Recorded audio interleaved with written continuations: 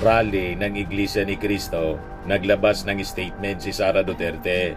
Hindi kasi umobra yung statement ni Saldico kaya i-reinforce niya ngayon. Nakikinig sa mga hinaing ng ating mga kababayang overseas Filipinos ukol sa transparency, accountability, peace, at INC po na accountability, transparency, accountability, justice, dapat po naka-address mismo sa kanya. Dito ka na sumama sa amin. Pag ito natanggal sa pwesto ang Pangulo, okay ka na.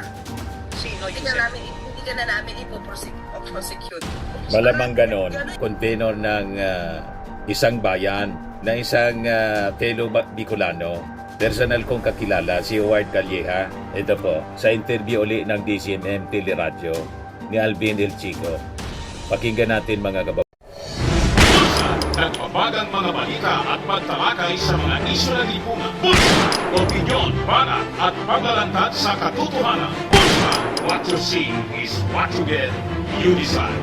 Ito mga kababayan, si Dante Maravillas. Sa pangalawang araw ng rally ng Iglesia ni Cristo, naglabas ng statement si Sara Duterte. Hindi kasi umobra yung statement ni Saldico kaya i-reinforce niya ngayon. Hindi umobra yung video ni Saldico, mga kababayan, na malinaw na panggatong sana sa INC rally na ang intensyon, mga kababayan, pabagsakin ang ating gobyerno, ang ating Pangulong Bongbong Marcos para to make over si Sara. Kaya lang, sa second day po, 180,000 na lang po yung natira sa Quirino Grandstand at malamang hindi na po madagdagan. Kahapon, umabot sa 630,000, 650,000 sa estimate ng Manila Police District. Siguro pagod na rin yung mga members ng Iglesia ni Cristo at saka yung iba nangabasa sa pag-ulan. Kaya nagsipag-uwian na. Wala pang madumihan dun sa punong-puno yung CR sa Quirino Grandstand.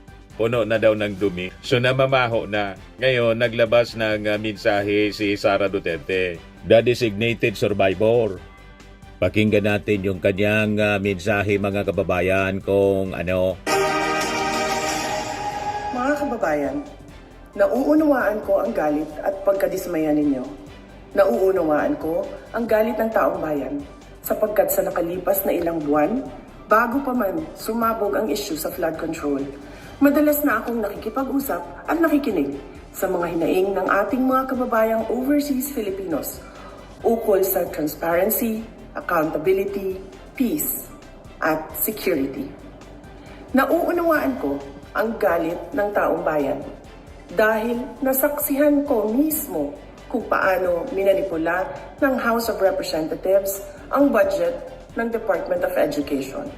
Sa halip na sundin ang listahan ng DepEd upang matugunan ang malalang kakulangan sa classrooms, misulang ginawang pork barrel ang pondong nakalaan para sa kabataang Pilipino at pinaghati-hatian ng mga kongresistang malapit sa mga makapangyarihan.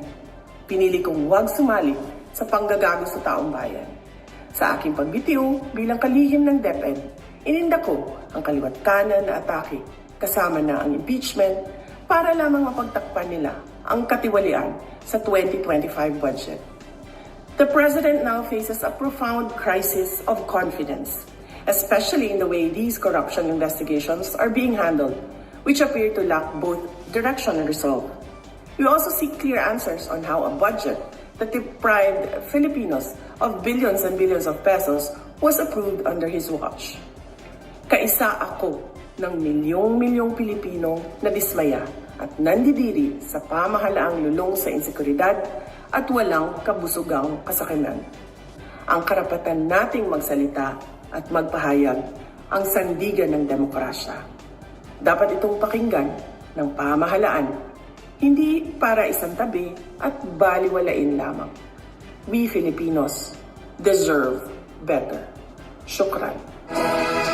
Malinaw po na designed to reinforce this statement ni Saldico. Pero malamang hindi po kagati ng publiko kasi ang kwento niya po baseless. Ang rally ng INC po na accountability, transparency, accountability, justice, dapat po naka-address mismo sa kanya. Sabi nga natin, anong transparency, accountability, justice na sinasabi po ng INC? Kung totoo sila sa transparency, accountability, justice, sinuport sana nila yung impeachment trial laban kay Sara. Pero ang sinusupport nilang politika po, allergic sa transparency, accountability, justice. Yan sabi po nga ni Jose Castro, si Saldico niya ginagamit lang, may gumagamit kasi nagipit.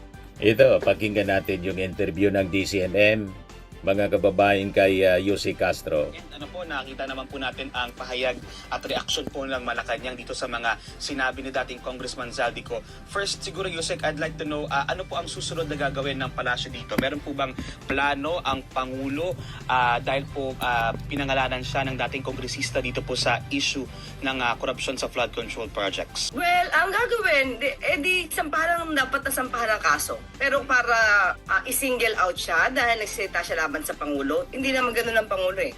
Kung ano yung sinasabi ng batas, doon lang siya. At kumbaga hindi siya vengatibo. Hindi siya, ikaw, kasi nagsalita ka laban sa akin, ito gagawin sa'yo. Hindi ganun kasi yung Pangulo eh. Siguro ibahin natin siya. Ibahin natin ang Pangulong Marcos Jr. sa mga nakaraang administrasyon. Nagsalita siya nito para iwasan ang anumang mga akusasyon laban sa kanya at ituro niya sa iba. And yung timing din siguro, Yusek, kasi for the past weeks, kabi-kabila po ang mga protesta kontra korupsyon.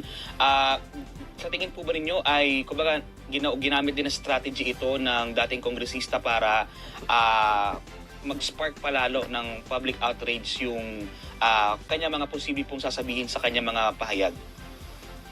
Sa personal ko to personal ko nakikita, ginamit siya. Dahil vulnerable siya ngayon na dahil sa sitwasyon niya, mas madali siyang may influence na dito ka na sumama sa amin. Pag ito natanggal sa pwesto ang Pangulo, okay ka na. Sino, Hindi Yusek? ka na namin ipoprosecute. Malamang ganon. Ganon yung tingin ko. May ipinangako sa kanya. Tingin ko to. Hindi ko masasabing katotohanan this is not a fact. This is just my opinion. Diba? Pwede mas madali siyang ma-influence para matanggal ang Pangulo sa pwesto. At sino po Diba? ba, Yusek, ang maaaring nag-iimpluwensya ngayon kay dating Congressman Zaldico? Sino ba ang mga nagnanais mawala ang Pangulo? Sino ba ang Alam nagsasabing na.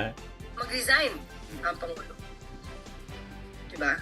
Sino ba ngayon ang nagsisimigaw na dapat mawala ang Pangulo dahil sa korupsyon na to? Well, in fact, sabi nga, nadinig natin, no? Ang iba dyan, na yung height ng TV nagsimula kay dating Pangulo Duterte. So, kapag tinanggal mo ang Pangulo ngayon, pag tinanggal mo ang Pangulo ngayon, sino ba papalit? Ang papalit anak na magnanakaw. Okay, bakit? Malinaw po. Mismo si dating Pangulo Duterte ang nagsabing siya'y kurap. Nagnakaw siya ng pera ng bayan at naubos na. Hindi niya Malinaw ang makakailan. motibo. So, ito'y kinu-quote ko dahil mismo si dating Pangulo Duterte ang nag-admit na nagnakaw siya sa kaban ng bayan.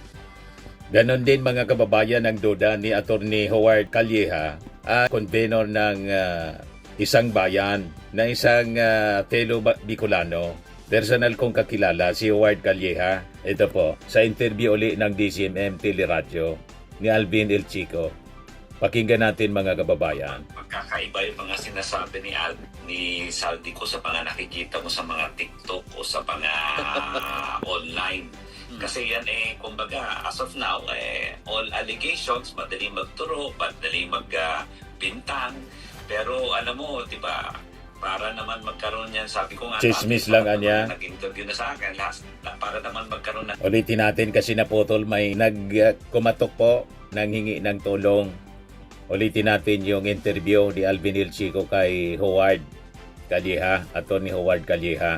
Alam mo, Alvin, na walang pagkakaiba yung mga sinasabi ni Saldico sa mga nakikita mo sa mga TikTok o sa mga online. Chismis Kasi lang, anya. kumbaga, as of now, all allegations, madali magturo, madali magbintang. Pero alam mo, di ba, para naman magkaroon yan, sabi ko nga dati sa lahat ng mga nag-interview na sa akin, para naman magkaroon ng legal substance, ng legal basis, ng may katotohanan, dapat ito siya ay bumalik, umuwi sa Pilipinas at panumpaan ang Correct. kanyang mga sinasabi at sabihin sa proper forum sa Court of Law.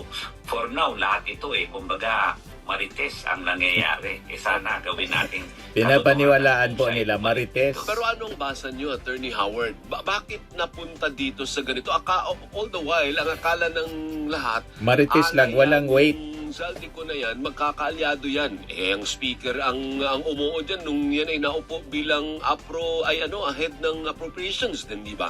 Anong nangyari? Anong basa nyo? Siguro malinaw naman yung sabi ni Presidente na mahiya naman kayo at sabi niya wala siyang sasantuhin. Yun ang sabi niya, di ba? Everybody Nagipit po. investigated. Sabi nga Naipit si Saldi. Hindi siya magpa-investigate sa sarili niya. So, nakita ko siguro, klaro naman yung mga ibang statement ng iba nang lumabas sa Senado na lahat sila parang ang unifying statement nila, if I'm not mistaken, na kahit ikaw, Alvin, narinig mo na karamihan, lahat sila ang tinuturo Saldico at yung kanyang construction company na mga hinahawakan o dating hinahawakan kung tayo maniniwala na hindi niya talaga na wala na siyang beneficial ownership sa mga yan. So tinuturo na kasangkot, kasabwat, kasama at baka Na corner po na, kasi. namumuno sa itong mga nangyayari ngayon sa infrastructure corruption. So talagang siguro, alam mo, minsan pagka naiipit sa patalim kumakapit, so siguro kung saan-saan na siya tumitingin na saan siya masasalba, baka ito yung kanyang paraan o nakita na paraan para masalba Parehas siya. yung statement ni ibig sabihin, Yossi Castro. Yung kanyang testimonya ba ay pwedeng gamitin naman ng mga kalaban sa politika nung administrasyon? Kasi Ginagamit sa naghahalo-halo politika na po. No? May na-intertwine Nagbabakasakali yung issue siya ng politics na at maabsuelto saka yung issue ng corruption. pag Kaya si Sara ang umupo. Opo, talagang klaro naman Rinomisahan may, siguro po. politika. Ngayon, hindi effective yung naging expose sa video na sana ang expectation nila, bombshell, naging wato silang po. Kaya itong statement ni Sara Duterte ngayon, pang-reinforce ito, ang kanyang mga statement po, parehas. Base sa haka-haka, walang laman. Nagbabakasakali na may maniwala mga kababayan sa kanya. Sa second day ng rally ng INC, yung motibo ng INC po, na-booking na, kaya kumambyo.